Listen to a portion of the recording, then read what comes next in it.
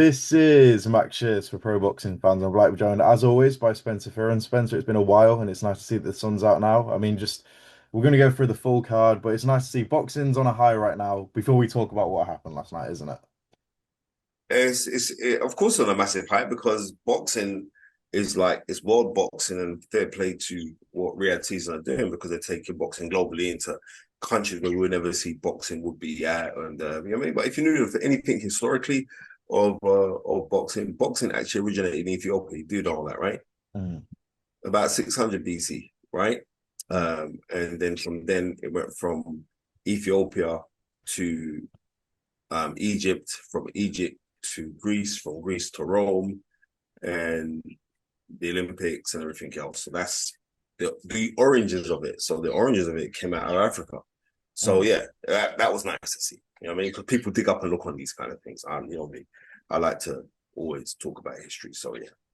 Definitely. I am going to get to main event, but I just want to quickly go through some of the facts. I mean, Richard Torres Jr., a lot of people wrote him off before. No, a lot of people said that he would win and wrote off Frank Sanchez before this fight. I saw people talking about who Richard Torres Jr. should fight next. Where would he sit in the Ring Magazine's top 10 with a win over Frank Sanchez? That didn't happen. Um, just to you, what do you make of that? Is it kind of inexperience? Obviously, we know he's got an amazing amateur pedigree, but what happened in that fight? What happened is like you're saying, like what is going up? He's going against amazing amateur pedigrees. Amateur pedigree is nowhere near as good as Frank Sanchez's. Yeah. And that's the thing what people seem to forget. Well, Mm. people are looking at the Caballero loss with Frank Sanchez, thinking, right, that's it for Frank Sanchez. But if you looked at Frank Sanchez going into that fight, and also Richard Torres, they look really, really overly well muscled. Mhm. Like if you looked at the back of Richard Torres, it was like, it was mad how muscular it was. And if you look at like the from the solar plexus down and look at the abdominal muscles and the arms of Frank Sanchez, he they look like they look really really well muscled, Mm. right? So I think maybe on Richard Torres, because I've never seen Richard Torres' body look like that, right? Yeah. Maybe Richard Torres was concentrating a little bit too much on conditioning and not as much on skills. I don't know. I mean, I don't want to miss or brought a misperception of but through my eyes of what I saw, it seemed that way. Um, and I never like heavyweights who are well muscled, overly well muscled. I don't like it. I Mm. mean, none of the greats they were muscular, but they weren't overly well muscled. I don't like that. But you know, it is what it is. I was messaging a few people, and one of kind of the consensus that I got was Richard Torres in that fight was almost boxing a bit like an amateur with that style. With that result, do you think that's almost a stylistic problem, or do you think he was just caught by that one-off shot? Do you have any No, I don't think. issues I with the don't think. I style? don't think. If you watch the fight, Yeah. Sanchez was actually bossing it. Mm. You know, Richard and Sanchez. Sorry, Sanchez was the guy that was pressing forward and he was looking for the hard, hurtful shots Mm. right from the get go. Because like I think he's in his head, he's like, I have to really make a great impression, right? And he did that. And what's that? Um, I don't think like, especially with like Torres being a southpaw, if he was looking on like how he was moving, he was actually on the directions of how he was moving on being a southpaw. He was actually moving over to the right hand, moving over to his left, like from a southpaw's position. Like he was actually moving into the hard shot. Well, I think he should have been going the other way to try and evade that hard shot. But you know, it's easy from when you're watching at home and saying, "Oh, what they should have done" and everything else. But I don't believe that um, they had the right game plan, Mm. you know? And maybe he got caught up because it's a very, very big occasion as well. It's the biggest show that he's been on, Yeah. right? Maybe he got caught in the occasion, but it was horrible how Frank Sanchez just smashed him to bits. That was horrible. It was horrible. And it was reminiscent of Mike Tyson versus Trevor Burbank when Mike Tyson won his first heavyweight crown, right? In '86 when he hit Burbank and Burbank went up and dropped back down. And it was kind of similar to that because he was out, he got up, then he dropped back down. It wasn't very nice to see, but that's the game. Frank Sanchez could be a real problem. Well, he is a real problem for these next. I mean, they had Torres number 8 with the Ring magazine. We know rankings don't really mean anything, but like I say, the only loss coming to Ajit Cabello, we know what he's gone on to do. What would you do with Frank Sanchez? I'd keep him away from Moses Atama. That's what I'd do. Really? I'm, I'm just gonna be real because no, because he's seasoned. He's a grown ass big man. He's well seasoned, uh, and I would say like um, I wouldn't have him mix with Moses. Not because I don't think Moses could deal with him, but I just right, just like he's very very well experienced, and he showed that. He showed that yesterday, right? Yeah. We know the politics of boxing and all the different governing bodies and things like that. I imagine Jack Catterall doesn't care about that this morning when he wakes up as a WBA regular world champion. I mean, just for him, a really good showing against Giasov, and Giasov is a tough opponent, isn't he? Oh, listen, let me tell you this. All the props in the world should be to Jack Catterall. Mm. I've always said that Jack Catterall reminds me of a 40s fighter called Barney Ross, right? He was a three-weight world champion. Just like how he's balanced, and like how he's got that methodical movement, but it's a very clever methodical movement. Jack Catterall was actually an old school fighter. You know what I mean? That if you are a boxing fan, you'd enjoy that style of what he possesses because he's very good. I rate him. Someone messaged me and said he's one of, if not the most underrated British boxers we've ever seen. I mean, you know your boxing. He must be, he is quite underrated over the years, isn't he? Do you know what? It's because people don't understand what they're watching, Yeah. and that's the truth. People don't really understand what they're watching, and the thing about the thing about true beauty is sometimes very hard to understand, Mm. right? Because it's a beauty that comes from within.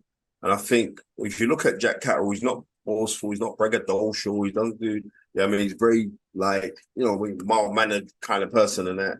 And maybe that's the thing, like, oh, well, that's not crossing over. But as a person who's watched a lot of boxing, you're gonna have to wake up very early in the morning. I appreciate everything that Jack Catterall does. And also Jack Catterall doesn't need to talk. Sam Jones is his manager, right? So he don't need to talk. All he's got to do is just keep on those performances because, like, for him to wake up now and say, like, I'm not even gonna say he's a world champion, right? Even though he's a regular world champion, but he's a world champion. All the credit in the world should be given to him because, like, he's just kept on keeping on and keeping on and keeping on. And a lot of people don't realize, like, how good a win that was last night. But then also the Echo Esserman win was a very, very good win as well. So all the credit in the world to Jack Catterall. And I wish him all the best. And I hope that he gets very, very big fights. And I hope that he makes a lot of money. Definitely. Just before we get on the main event, Hamzah Sheeraz is a world champion now. I mean, from that fight is the biggest takeaway that now he is a world champion. He's got a bit more power in these negotiations. Do you take much from that fight last night? Yeah, I do, right? Mm. Because he's been out for a little while, Mm. right? When's the last time he fought? About 10 months ago, right? Yeah, on Against Belinda, yeah. right? I'm going to be real. Now that he's a world champion, I would love for him to give Belenga a rematch, right? But no, I would love for him to give Belenga a rematch just to shut up all these idiot keyboard warriors who were saying like Hamzah Sheeraz was cheating, Hamzah Sheeraz had something in his gloves, or Hamzah Sheeraz on the hand wraps and all that kind of nonsense. And also, I want to say this because I've been very critical over the past couple of weeks about certain trainers, right? And the lack of teaching where the fundamentals is the key. As far as I'm concerned, the fundamentals is the key, right? The fundamentals to like how you throw the jab and how you position your punches. And what I saw yesterday was, even though I didn't rate the opponent, but he was still an undefeated guy going into the ring with multiple knockouts as well, right? But I'm not talking about that because I know like what you did to Belinga, so you're meant to do that to this opponent, right? I know who was originally meant to get for that fight and he didn't get him. It doesn't matter.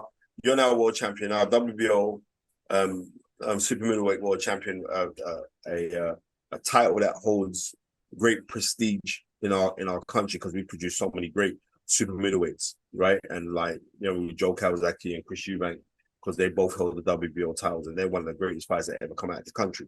And I think if Hamzah Sheeraz continues the way that he's continuing, he's got a chance to be up there with these great men because I was very, very impressed. And what I like about this, and like And I rate his past trainers as well. But what I have to say is this: I like the poise that he has. Reason being is because, and that's a lot to do with Andy Lee, right? That's got a lot to do with Andy Lee. Because I always like to say, like, when trainers are coming into the game, or I like to know who your predecessor was, who you was around, who was teaching you, who you're learning from. Andy Lee was taught and trained and lived with the great Emmanuel Stewart. So something must have rubbed off on him, right? But what I do like is like how he pot shots and how he picks his punches.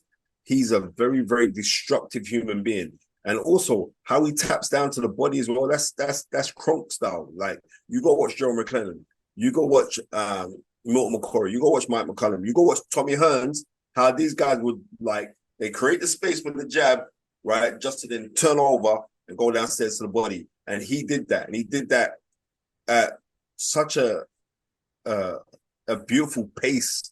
His pace, his timing, like, I like the confidence in him. He's like, right, I've got this. I don't care what you're coming with. So all the credit in the world to Hamzah Sheeraz. I know his dad really well, I know his uncle really well, and I'm so happy for him. Definitely. Now let's sort the main event. I think it was a great fight, but the main talking point, you have to start on the stoppage. I mean, just overall, what did you make that stoppage? What sort of state did you see Rico Verhoeven in there? A lot of people said the bell had already gone. Just your overall thoughts on that stoppage. My overall thoughts on this is what I got to say is, like, 2 weeks ago, right, a British referee and corner were prepared to see somebody die. Mhm. I was calling as it is, right? But big up Howard Foster, because he's a really good, he's a cool guy, right? But and he's got a lot of criticism for jumping in too early, Yeah. right? Was that Mark? Who's the referee? Mark Latham, right? Bison, yeah. Right, Mike Lyson. Mike Lyson is actually a really knowledgeable boxing person, Mm. right? But I'm looking through his record, and I know for a fact that this is the biggest fight that he's officiated as a referee, right? And we have to understand that we're prone to human error, and you're seeing a big man just get knocked down because Rico was pulling it off, right? But you just seen a big man get knocked over, and you could think to yourself now, I don't want to see him get up, right? Could be saying that. Or it could be saying like, I'm not saying that this is the case, but it could be saying, I'm going to be the savior of boxing. Because no doubt, if Rico had won, that would have been the biggest upset ever in boxing, right? And, you know, like when they did that old saying of life imitates art and art imitates life, all we got to go back to Creed 3, was that they came out 4 years ago, right? In Creed 3, was it Damian Anderson was the character played by Jonathan Majors, right? Went up against Adonis Creed, and but before then he fought for the World Heavyweight Championship. He never had no fights whatsoever. He was just a decorated amateur. So I think maybe that's the influence that happened why that fight took place in the first place, right? Because you know, I mean, life is imitating art. Maybe, I don't know, but I thought it was a bad stoppage only because of the success that was being demonstrated by Rico. It was a bad stoppage, right? And also was it just before the bell or just after the bell? It doesn't matter. 1 second in or out, doesn't matter, right? But I will quote what Peter Fury said. Peter Fury said it was inexperience that lost him that fight, and I agree. But these kind of fights, it's always like it takes time to work out these kind of guys, and I'm not taking away nothing from Rico's performance because it was a fantastic performance, right? But at the same time, I'm not going to besmirch Oleksandr Usyk simply because we know like we've seen on the news, okay? We're seeing bombs being flown over, missiles being flown over from Russia to the Ukraine, right? Usyk's family are now in a bomb shelter. Are you trying to tell me that's not going to affect you? Can't fight? You'd have to be some cold killer son of a bitch to turn around and say, like, that's not going to affect you. Don't think that wasn't affecting him? Because I really do believe it is.